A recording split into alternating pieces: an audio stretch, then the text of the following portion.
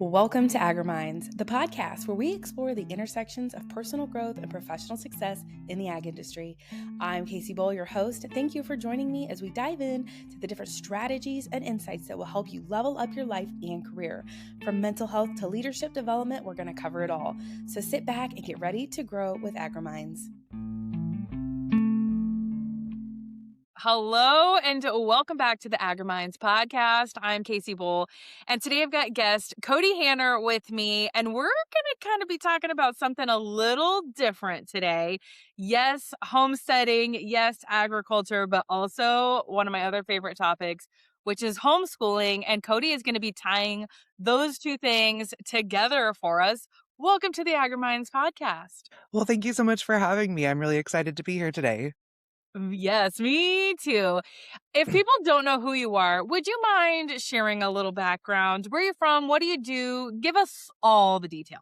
I'm Kody Hanner. I have the Homestead Education. My husband and I have a 40-acre homestead in North Idaho where we primarily raise hogs. We raise about 350 hogs a year, which I'm sure a lot of your listeners are like, that's what I do in an afternoon, but for homestead pigs, that's a lot. I grew up in California. I was an ag major. And when my husband and I met, we wanted something different in life. And we started seeking that out. We started in Oregon. And then we had a really life-changing experience that brought me to where we are today. Ooh, I am really excited to dive into that.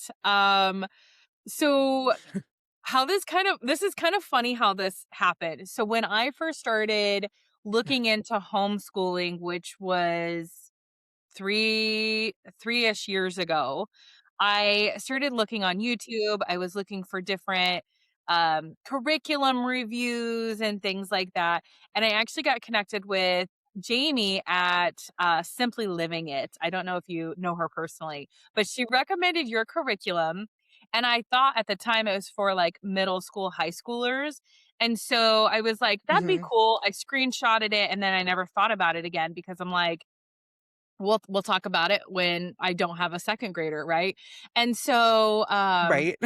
interestingly enough though, you came up again like just on like an ad or I don't know, somebody posted about you or something. And I was like, man, this is really cool. And then I realized you do so much more than middle school and high school stuff. And then I was like, well, does it make sense for me to purchase a curriculum about the stuff I grew up knowing, right? Like I grew up on a farm.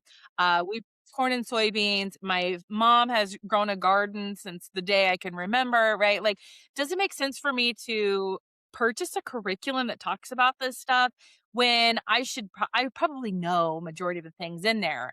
And I went and I looked at some of your stuff online and I was like, turns out there's a lot of stuff I don't know. And the way to teach it to the next generation, I was like, I didn't go to school to be a teacher. I don't, I don't Well, say neither did I, but yeah. I mean, I do teach my child, but I don't think that I have all of the tips and tricks that people who have an education background have. But I just thought it was super fascinating. And I would love to learn just a little bit more about how you guys got into one, homesteading, why you decided to write a curriculum, and just share a little bit about the journey, the mindset of getting to that point. I think it's really funny that on your end, you're like, wow, this is only for high schoolers. So, I'll circle back. So I usually have it the other way around because there are so many options for, teaching like farm school. And I use that with quotations because a lot of times you get a curriculum and this is a farming curriculum. And then it's just, we're going to count the sheep. And which is cute and I love it. And it does and definitely engage children because all children love farm animals, but it's not a like farming or agriculture type curriculum. So when I created this, I did create it for little kids, but my focus has always been at the high school because there's nothing out there for high school students on this. So yeah, I mentioned that we had a really life-changing experience. I had been an ag major. I majored in animal science. My focus was in food safety. I worked in a couple of large food plants down in California. I ended up actually quitting doing that for a little bit because our local food plant or slaughter plant had been shut down, and the local farmers were just like floundering because they had to go through another plant. They had to have food safety plans in place for what they were doing. They were looking at opening a plant in our county, and they're like, we don't have anybody who even knows how to like get this off the ground. And so I ended up quitting my job and I started a consulting business because I was like, I can actually help these people and these are my people. So I started doing that. And a lot of times I worked in trade for bacon and gas money and all sorts of stuff. But I knew that that was what was best. Through all that, I ended up getting headhunted to another large plant. And I decided to go ahead and take it because I'd kind of settled some things there. I made some templates for people and took off. And it was the best decision I ever made because I met my husband after moving 3 hours away to this new place. And him and I, after a year, decided to move to Oregon to kind of start this new life. He had grown up in a small town in Oregon, so we moved there. We were a yours, mine, and ours family, and we're kind of like starting fresh. We decided I was going to be a stay-at-home mom to really support our kids through their transition of, new parents and new schools and all that stuff. And a year and a half after we got married, at this point, we have a new baby, and we're just, blissful, and the kids are doing great, and um, we're really loving our lives, and my husband started having really bad heartburn. And so he's a veteran, so we went go to the VA doctors, and they're kinda, like, throwing a bunch of medicines at him, and it just wasn't something wasn't right, and so we decided to take it further. They did a bunch of scans and a bunch of lab work, and they're like, "We just want you to see this specialist over in Portland." They did a couple more tests. We still didn't really know what they were doing. They just kinda were like, "Well, we wanna see, like, this doesn't make sense, so we wanna see what this is," and I feel like I'm pretty educated, and nothing was, like, clicking as to what they were digging for. And I'm standing there changing my son's diaper on, like, the little bed in the room, and the doctor, he walks in and he's like, "Well, looks like you're a little bit cirrhotic. Hold on, I got a phone call, I gotta go." And we just, like, stood there and looked at each other like, "What does cirrhotic?" Like, I mean, we knew what cirrhotic meant. My dad had just died from liver cirrhosis the year before that. But we're like, "What's a little bit cirrhotic?" Like, how are you just a little bit? Like, what is the and, I mean, he was probably 45 minutes where I'm trying to Google, like, what he means, and he comes back in and basically tells us my husband has end-stage liver disease, may only have a year left to go ahead and get his affairs in order, even though he's obviously very what they call compensated at the moment, which is that he doesn't show a whole lot of symptoms, but that they see it progressing really fast because he was only 33, and to have it progressed at that point, um, that he should probably get his affairs in order. And I mean, we're just standing there staring at him, and he goes, "So, if you're still alive in 6 months, why don't you come back and we'll scan you to see if you have liver cancer?" Uh, I don't even know what to do. I mean, we drove, like, the almost 4 hours home just, like, shell-shocked. Yeah. Oh my gosh. I mean, and it was actually really frustrating. We were driving over the mountains from, like, the Portland side to where we lived out in the middle of nowhere, and so there's no service the whole time. So we can't Google. We don't even know what to say to each other. I mean, at one point, my husband just goes, "You didn't sign up for this. If you wanna go, you can." I'm just like, "Stop the car, like, we're having this conversation face to face." So that was literally the, like, most life-changing moment I've ever had in my life. After probably, like, 20 sobbing phone calls to the VA hospital, trying to get someone to give us any information, like, anything at all. Like, are there clinical trials? Are there medication? There would be, like, little tidbits here and there, like, "Well, have you heard of the liver diet?" "Well, no, you're supposed to tell me about the liver diet." Like, this is I was so frustrated. I turned to Facebook, and there's all these pages where basically tells you that, like, the things you're allowed to eat are I mean, my husband was like, "No, that I'm not eating that, that's disgusting." And basically, it was just people trying to tell you to eat healthier, but the way we've been told to eat healthier for years is, I mean, that's a whole nother.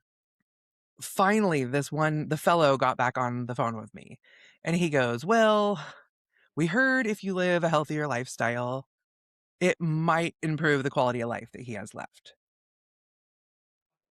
I have something. I will take it. I will take all of it. Like, I was just desperate for anything. So I went down like the biggest rabbit trail I mean, I was researching, I had books, I had appliances, and I'd always like seen myself as like a home cooker. We were hunters, we had a garden. I was like, yeah, I got this. Like I mean, we home cook. Like, no, like I had to take this back like as many steps as possible. I mean, all the way back to like, for example, I always use this one because it's such a process. We started raising our own chickens not for eggs, but to butcher. But I had to look at where I was ordering my chicks because I didn't want them to be vaccinated. Then I had to, feed them non-GMO, like organic feed. And then, when I butcher them, I'm trying to not use any chemicals in my kitchen. Then I'm making, homemade broth. I'm one of those weird people that, yes, we're homesteaders, but I grew up in commercial ag and I don't believe in organic. But to be able to purchase the things that I felt like were the best, I was having to go with like organic carrots and organic, and I'm like, we have to be able to grow all this stuff because we can't afford to buy this for a family of 7. And learning how to like can everything so that we can actually have convenience meals because we're also a 4-H family and our kids wrestle and play baseball and we love to hunt. We were always in the woods and I needed to be able to have meals that I could just come home and throw together. So I was learning how to pressure can and I already knew how to water bath can sort of, but I mean sort of. I mean, it was just this whole new world. And I always make sure I tell this part really fast because that was the whirlwind that I was feeling. And at that point, my husband and I decided that we cannot grow everything we need to grow in the frozen sandbox that the high desert in Oregon is. I mean, my entire garden froze opening day of hunting season, which is August 26th. I felt like there was just no hope. And so we started looking in Idaho. We had some friends up here and we're like, well, we came to visit them and we're like, we really love the area. We don't really know how much we can grow here. And we started traveling around and we found this absolutely wonderful banana belt where we're like a zone 7 growing all the way at the Canadian border. Like you would not expect that. Wait, hang on. Banana? Like, So definitely growing bananas up there? no, they call it a banana belt because the temperature it stabilizes throughout the year and we have a longer growing season than Oh, everyone I'm just around like, us. how do I not know about this? I You know what? And that's the like really cool thing about agriculture is you do learn all these things that you don't expect because we actually do live above the largest hop field in the world. It's 72,000 acres. Whoa. Yes, like I look out my window right now and there's this huge valley full of cattle and hops. Yeah, that's so fascinating to me. I grew up with corn and soybeans, and Mhm. anything other than that, I'm like, "Oh my gosh," like, I know a little about wheat and sorghum, but other than that, it's like, they didn't grow that where I live, like, I didn't even know, like yeah, anyway, I the first time I saw a hops plant, I was like, "What's it doing up there?" Like, I had no Right? idea that it grew on a trellis. So anyway, I didn't mean to interrupt you. Go ahead. The banana No, belts. it's fine. It really helped our homesteading, doing everything natural journey because we didn't have any other option. So we moved to this farm and I'm like, "Okay, we have to figure out how to grow all of our own food." And I was an ag major, so that's gonna be the easiest thing in the world. No. It is not. Because when you grow up on a cattle ranch and then major in commercial ag, that does not translate to all the traditional skills and being able to raise multiple animals and crops all at the same time. I remember my husband really wanted to do a milk cow right off the bat. And he was so depressed at the time, like he didn't want to eat anything. He was ready to just roll over and die kind of like feeling. And I was like, if we only have a year left, we're making the best of it by enjoying this wonderful farm together. And, like we had planned on having another baby and he didn't want to have another baby because he's going to die. And so I'm like mourning him. I'm mourning this child we were going to have. And when he was excited to get a milk cow, I was like, then let's do it. Like, whatever makes you happy right now. We built a little wood stanchion to milk her. And then literally he's like, okay, well, you're the farm girl. What do we do with her? I don't know. Milker. He's like, well, you worked on, right? He's like, well, you used to work in the dairy unit at your college. I'm like, we were milking 100 cows. I know how to sanitize equipment. I do not know how to handle a dairy cow. And that was kind of the first step in our journey to the homestead education. I started looking for books. I started looking for research online. And at the time, there was one book on keeping the family cow, and it was called Keeping the Family Cow. Wonderful book, but I think it was written in like the 70s or something. And it was very helpful. I've actually had my kids read it since then. But even still with the whole homestead movement, I think there's maybe only I actually don't know of any other raising like a single family cow books. I know of quite a few on how to make like raw milk cheeses and things like that, but I was really surprised on the lack of literature there was on something that humans have been doing for all of eternity. Well, during this time, I had decided to homeschool our kids because we're going to spend all our time together. And I'm spending all this time like deep dive researching. I mean, I'm pulling up books and almanacs and all sorts of stuff on like the Library of Congress trying to find older literature because everything there was hardly anything period, but everything that was modern was not the practices we could do at the time. And I mean, even as someone who was a food safety specialist, this felt wrong in a lot of ways sometimes because I'm having to like balance with him, keeping him from getting sick in any way while also making sure that he has all the good bacteria and things like that that he needs in his body. I'm also trying to homeschool these kids who are looking to me like, what do we do? We've never been homeschooled before. And so I'm trying to be that homeschool mom that does all the things where we get our 8 hours of school and our math and our English and history and all the pieces. Mhm. And I realized that this wasn't working for us. And so my thought was there's a curriculum out there for everything. I will buy an agriculture science curriculum and using my knowledge and the research I'm doing now, we'll use the agriculture science as a framework. Like you were kind of saying before, like I grew up on a farm. Why do I need a curriculum? I needed a curriculum. I needed something that could give me a framework for the kids, something I could hand over to them and say, do your work, but then also say, hey, let's dive deeper into that or let's go do that hands on.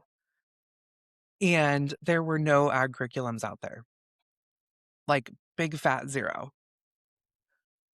And, a lot of people that I say that to, they're like, what do you mean? There's, every single school teaches agriculture and there's 4-H and there's college textbooks. Yes, there are. But I had my college textbooks. I didn't have time to translate that for my 7-year-olds to do. I didn't have time to translate an entire chapter on genetics, just trying to explain to my kids why I need to keep the bull in a separate pen because of when we want to breed and that we want to make sure our calves are all A2, which is a protein casein that people with milk that doesn't upset people's stomachs as bad, which makes our milk more profitable and better for my husband. So just trying to have these quick conversations doesn't translate well out of a advanced reproductive anatomy book. Mhm. As far as high schools, most of them don't just have a textbook that you can just pick up and use. And 4-H curriculums are designed for small groups, which is fun when we want a project, but again, doesn't translate to everyday life. And all of these are great resources. I'm not knocking any of them. I'm trying to like use my head to block my bookcases, but that is all like research stuff behind me. Yeah. Because I do feel like there's no one resource that's going to do it all. So I ended up just starting to create lessons for my kids. And we would do it, for example, with the milk cow. What kind of cow do we have? How do we work the equipment? My boys learned, working small engines with the pumps and stuff. Then they learned how, why it's important to do sanitation, like with their teats and with the equipment. And I did lessons on it. And then we did 2 different ways. Like I would have them do written tests, but then we would turn around and get our milk tested and Mm, see if it was clean after we were milking ourselves because we were trying to either do raw milk or low temp pasteurization. So we had to be really clean. And so they got to see their tests both in writing and with the lab work that actually came back. Then we would learn what low temp pasteurization even does. And then we would learn that vinegar is a catalyst for getting milk to curd off so you can make cheese. And then we would discuss how whole fat foods are really good for your brain. And we're going through all these steps. And I realized that I was designing this really great multi level curriculum that both my 7-year-olds could do and my high schoolers could do almost together because I would just assign it based on their age. Like, how thick is our cream line now that we switched to adding vitamin E on top of her feed and stuff like that? And I found the kids started researching and diving deeper themselves and having like a full family research, I don't know, deep dive together where suddenly I wasn't even teaching them. I do the lesson in the morning and they spent the rest of the afternoon watching YouTube videos and pulling out books and trying to find an answer themselves. And I was like, wow, I think there's a lot of people out there who have these questions too. And even for myself, growing up on a farm and everything, I was like, there were so many questions that I didn't have answers to or even know I was supposed to ask. And, when the pandemic happened, we suddenly had a huge percentage of the urban populations and suburban populations moving rurally. One, to just kind of get away from all the hubbub, but also in hopes of being more self sufficient. And I said, you know what? I think I can help people by first off, I started my podcast, The Homestead Education, which was let me answer some of these questions that people don't know to ask. Because when you move to a new area, like sadly, for lack of better words, you're ignorant to how things go there because you just don't know. But if I could get some people to tune in and hear how rural traditions work and, learn how you actually can just start a garden with literally no money and that type of thing, that I could help someone.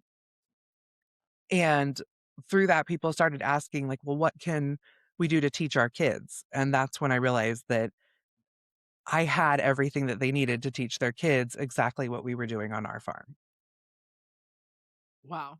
How long ago was that you started the journey? See, it was 9 years ago. And your husband's still with us? My husband is still with us. 2 years ago, he was given a 100% clean bill of health. Yeah. Because of the changes you guys have made to your diets, or what do you think was the help there? It was a combination of a few things. So he was never a drinker, which is usually what people associate liver disease with. Not that we never drank, but he wasn't one of those guys that got a six pack every day when he got off work. He was like, hey, we're barbecuing a tri tip on a sunny afternoon. Let me pick up a pack of like Sierra, some pale ale or something. Mhm. Like it wasn't that type of, and so we're like, well, what is it then?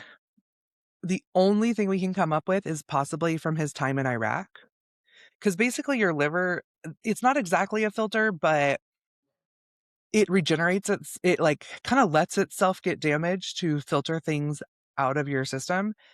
And then as long as you're not putting too much on it, it starts to rebuild. Mm. Unfortunately, for people who have cirrhosis, once that scarring happens, they don't really have anything to rebuild. And so they told us there wasn't that chance. Now whether he wasn't as bad as they thought he was, or if we did have that full regeneration, but I've heard of a lot of people now who have been very, where he's at or very close to where they said he was and have seen the results with massive changes. And for us, it was the all natural diet. Um, and we stay away from artificial, we stay away from anything that's been processed. A huge mindset for us was switching back to like, full fat milks and things like that because we'd been told no fat, no fat, no fat. And, now we know that was just a payoff from the sugar company. Having some of these conversations with like my mom, who was born in the 50s, she's like, oh no, they've always told us low fat, fat free foods. And I was like, what goes into fat free foods? Sugar. Mhm.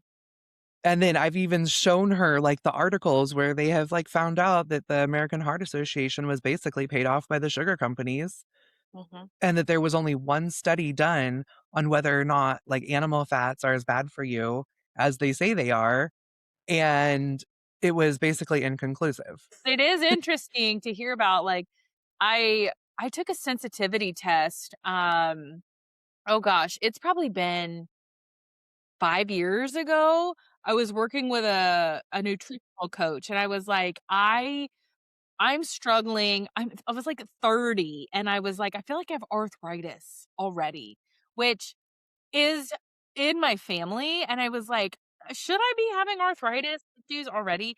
Well, turns out maybe it could have turned into arthritis, but it was really inflammation based off of the foods I was eating, and when I took that food sensitivity test, like, I just took some hair and put it in a bag and shipped it off, and they gave me this, like, 30-page report, and I mean, all growing up, we had home cooked meals. We very rarely went out to eat when I was a kid. And we still, like my husband and I, we don't really go out to eat very often. Like, and being homeschooling and working from home, 3 meals a day, every day at home, unless it's like a special occasion or, just like happens to be timely to eat in town. And so it's not like I'm eating fast food every single day. However, you could eat a healthy food, but it be the wrong food for you, right? Like, for example, um, what was it? It was coconut. Everybody was, like, all on the rage of coconut water at one point, and they're like, "Drink all the coconut water, blah, blah, blah, blah, blah. Eat almonds for, like, a brain boost." Those are things that my body will not digest, right? And so it's like, Yeah. and there was different types of fruits, like oranges, right? Like, my body doesn't digest oranges very well. And so it's like, I have to get that See? vitamin from a different source. And so it's just like understanding you uniquely as a person and Hmm. understanding what you need. But it's like, that's the thing. I think as a society, we've all been conditioned to think, oh, here's the food pyramid, here's what you do. And we don't know any different because from the Yep. day we were born, we've had somebody making decisions for us, telling us yes, no, safe, unsafe, right, wrong, positive, negative. We've had somebody kind of like shaping that for us. And I'm not disagreeing with that because I think, I need to make decisions for my children because they just don't know. Right. But however, then you go into school, and then you go into work, and then, like, your whole life, you've got somebody telling you, and then all of a sudden, like, when I became an entrepreneur and when I started homeschooling, it's like, "Oh my gosh, I get to think for myself, but I don't know how." Right? And then you have to, like, Right. the whole process, the unschooling, the unlearning how to be an employee, unlearning how to, do schoolwork versus at school versus at home, like, it's a whole thing, and so I think it's so fascinating to hear your husband's story and then just like, "Oh, okay, that's the fate. My doctor says this. I should trust Mhm. that that's what the thing is. Surely he would tell me if there was a chance, right? But you guys thought for yourself Yep. there and you made decisions based off of your intuition and what you knew to be true. And you did a little trial and error there. And then same thing with your schooling. And I loved when you said, like, this 8 hours of homeschooling is not working for us. This curriculum is not Yeah. working for us, and you've made the decision to think for yourself. And I tell you what, it's empowering, but it is so scary. You know what? It was one of these things where, like, I felt in my heart, like, I am doing the right thing. I know I am. And, even if it doesn't save his life, he was, like I said, he was at that point where he's like, whatever, I'm just gonna roll over and die. And I mean, he was going through massive depression, which is completely understandable. Yeah. But I have that gene that tells me there's nothing I can't do, which is my biggest attribute and my biggest, like, flaw as well. Yeah. um, and I mean, it doesn't matter if it's an intellectual thing or I decide I'm gonna go out there and build a barn by myself. Yeah. And I think the biggest one for me, like, I was having, like, also, like, massive, I don't even know what the word for it is, like, guilt and shame and, like, a little embarrassment, because like, we had our parents being like, "This isn't how you teach your kids," and, "Oh, I've never had time for that canning stuff. I never felt the need for it." And I'm like, "But I have a need for it. Why aren't you supporting me?" Then, like, my mom, she's always had really high cholesterol, so when we switched to cooking with all tallow, and I'm overweight, I'm not shy about that. I couldn't be like that influencer or something that would come online and be like, "We switched to cooking with all lard and we're doing wonderful." And they're like, "But you're still heavy. I don't understand." My Mm. cholesterol has dropped so much that my doctor was like, "You need to get it back up."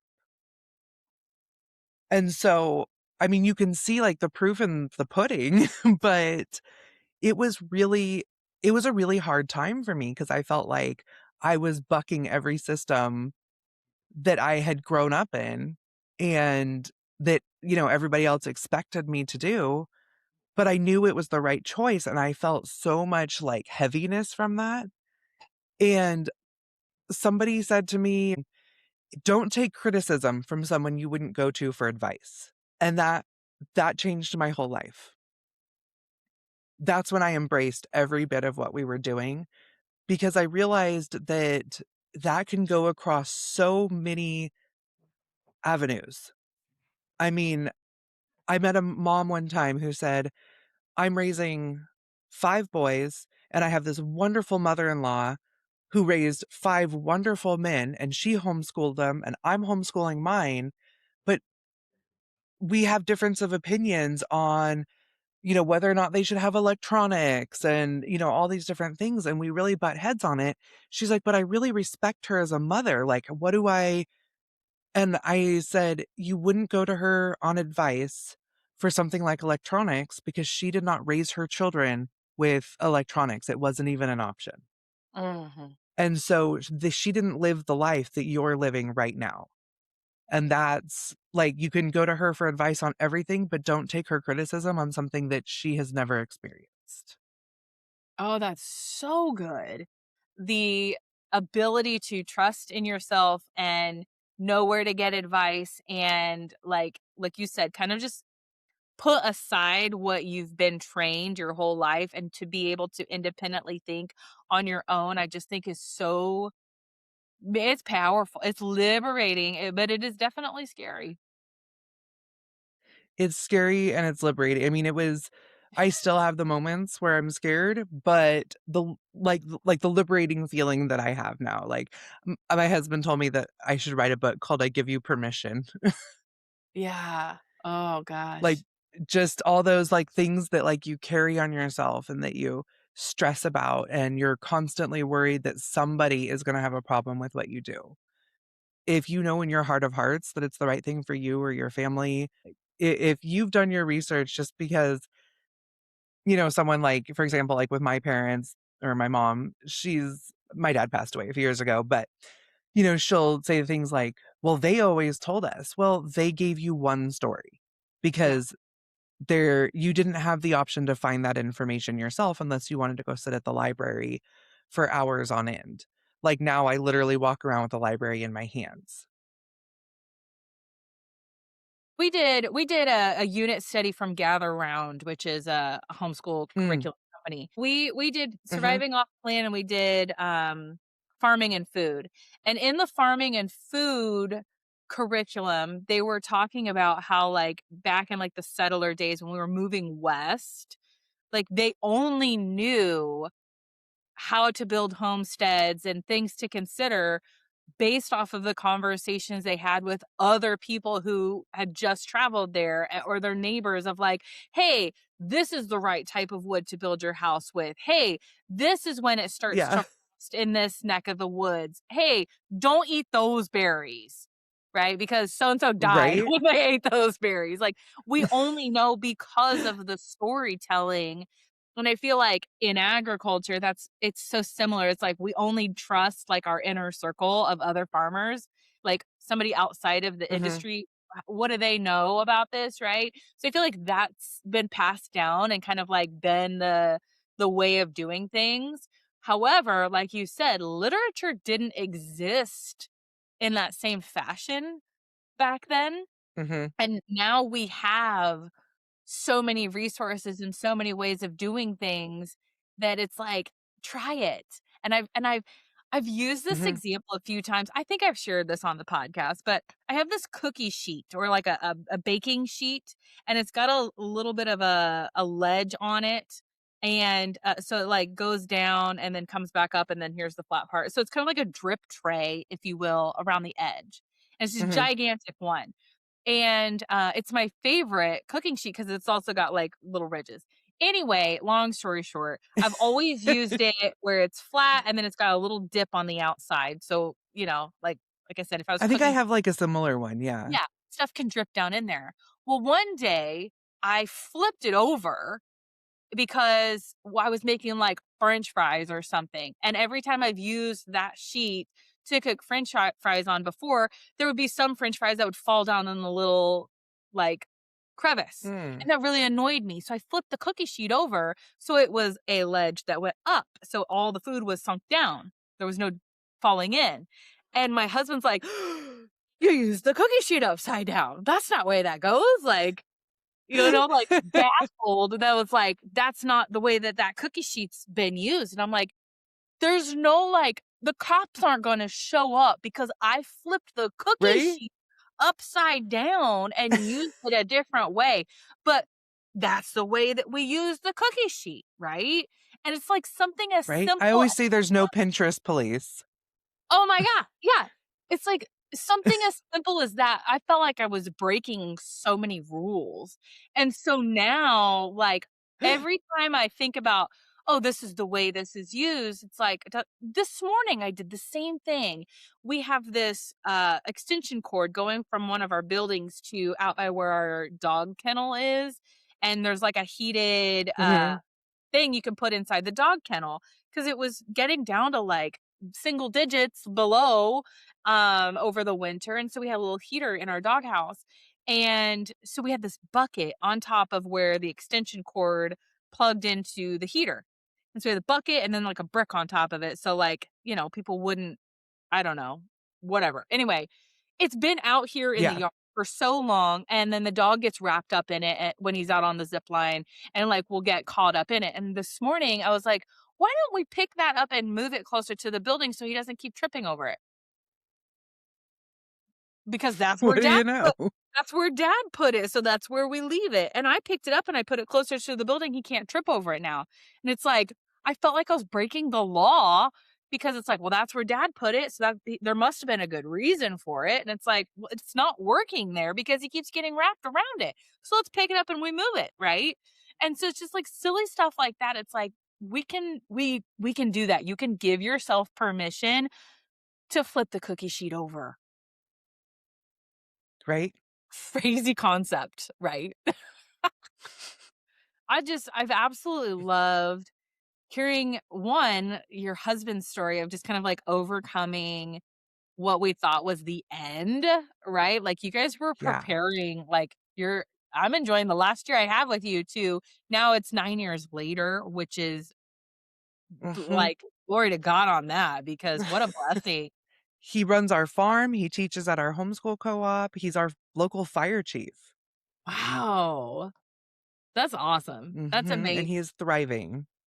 Well, yeah, and you guys have then seen a need not only in your family, right? Because again, you weren't originally planning on homeschooling, and then it's like, turns out this is what we need. No.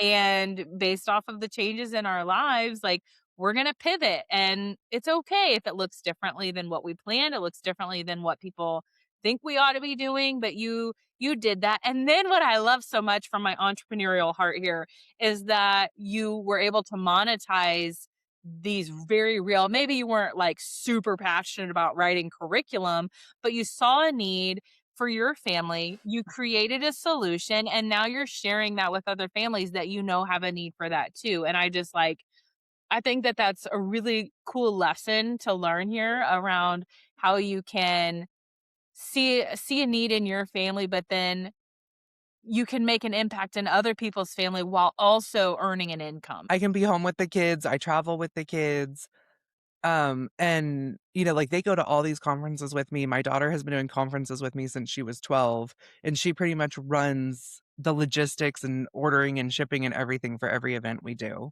And what an awesome lesson. That's a homeschool lesson, but it's also real life, Right? you know? Yeah. Mhm.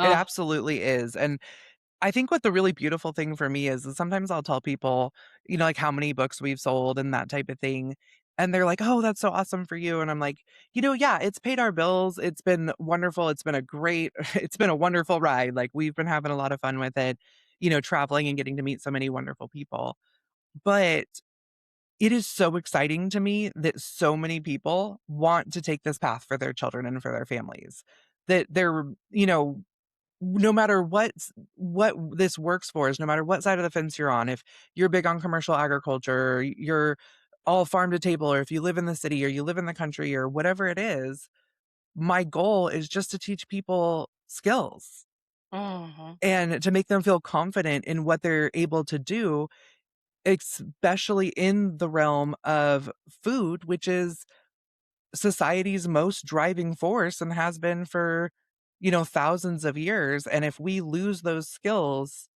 what happens to society over the next few generations? Will you share a little bit about the curriculum, where people can purchase it, and also just to make sure people know, like this isn't just for homeschooling families. Like there's stuff No. in there that I, as somebody who's been in agriculture, I have a degree in agriculture business economics.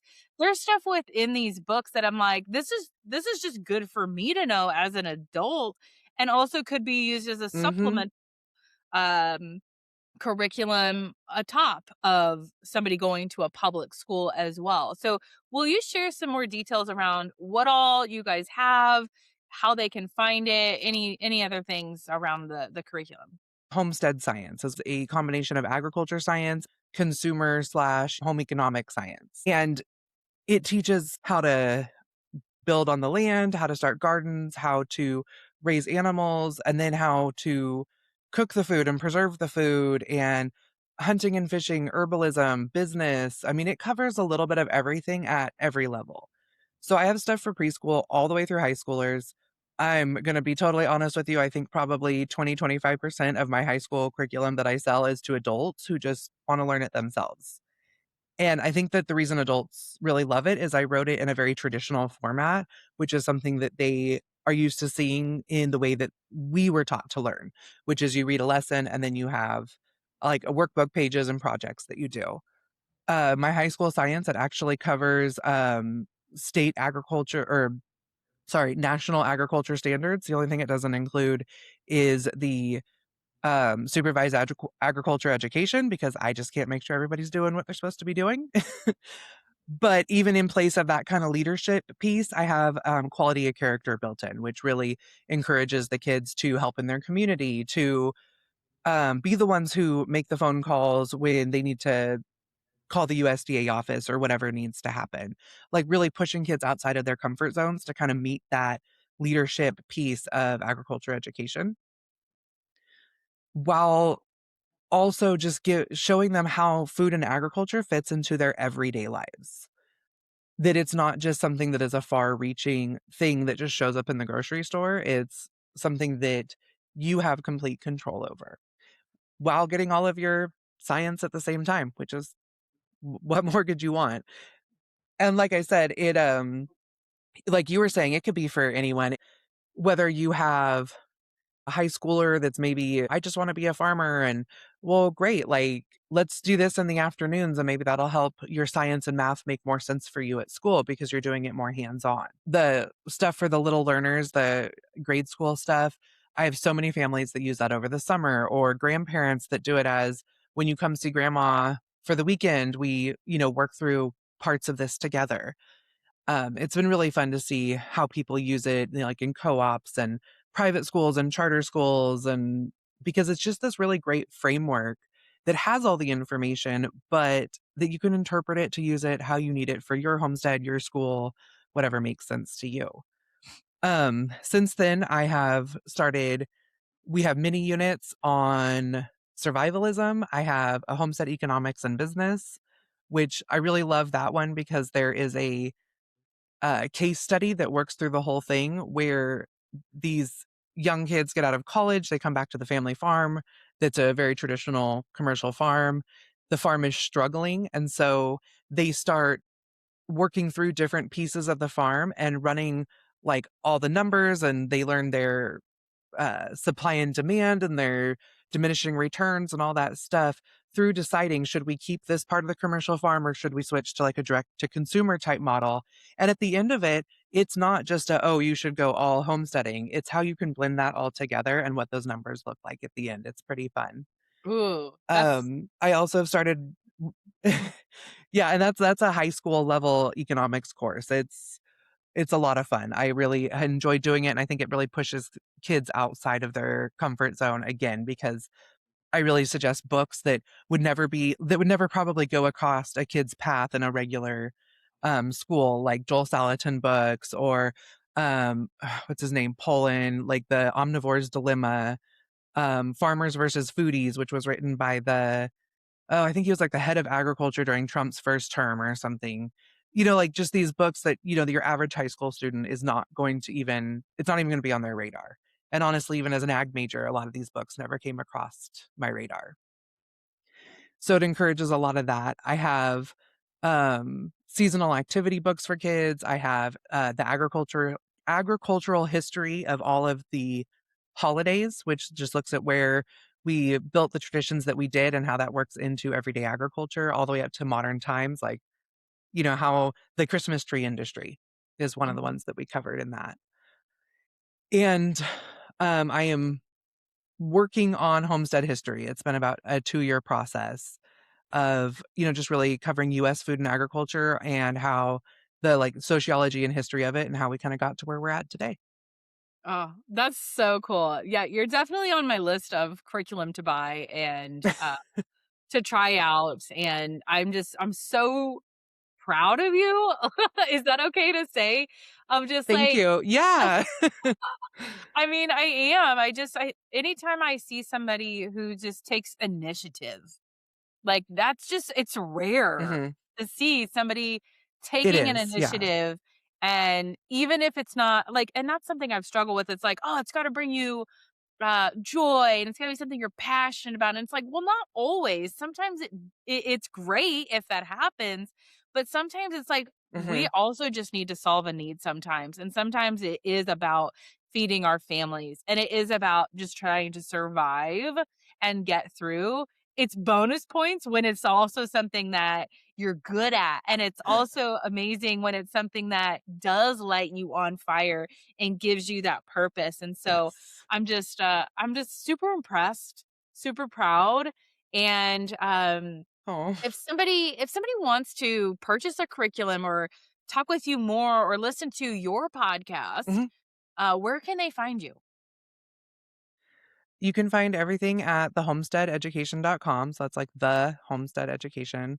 That's where you can find my social media. That's where you can find my podcast, where you can purchase curriculum, where you can, reach out to me personally. Or I love helping people decide what they can do on their farms and their like small businesses on their farms. I, I love talking about what I do. I love teaching other people about what I do. They say everybody has a calling, and I didn't realize that mine was teaching because I'm not really like a classroom teacher type of person, but I realized that I really love sharing, and because I think there's nothing I can't do, I think there's nothing that no one else can't do. Yeah. Oh, I love that so much. Well, thank you so much for sharing your story and your journey to getting to where you are today. I think it's just super inspiring. So I just appreciate you taking the time to come on the AgriMinds podcast. Absolutely. Thank you so much for having me. It was a blast.